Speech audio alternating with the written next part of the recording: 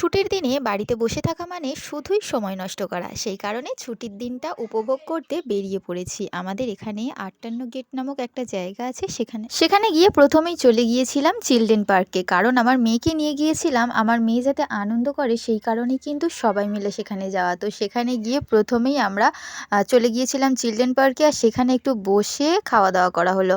খাওয়া দাওয়া করার পর মেয়েকে ছেড়ে দিলাম একটু খেলাধুলা করার জন্য। চারিদিকে অনেক দোলনা ছিল, অনেক স্লিপ ছিল।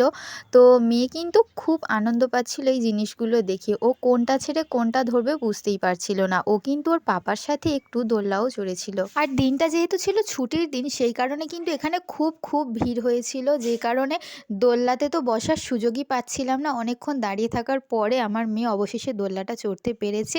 এবারে দেখো সে পাপার কোলে উঠে হাঁটতে আরম্ভ করেছে, আর আমি এদিকে ভাবলাম একটা ভিডিও করে রাখি একটা স্মৃতি হিসাবে। আর তখনই দেখতে পেলাম এই রাজহাঁসগুলোকে। এগুলো দেখতে যতটা বড় বড়, এর গলাগুলোও ঠিক ততটাই লম্বা লম্বা। আমি কিন্তু এই প্রথমবার এত বড় বড় রাজহাঁস দেখলাম। আর এখানের প্রাকৃতিক সৌন্দর্যটাও কিন্তু অনেক সুন্দর। পাশেই ছিল নদী, আর সেই নদীর ধারে বসে বসে কিন্তু আমরা বেশ আনন্দ করেছি। কিন্তু শুধু আনন্দ করলে হবে, এবার তো বাড়িতেও ফিরতে হবে, সন্ধ্যা হয়ে আসছে তাই না?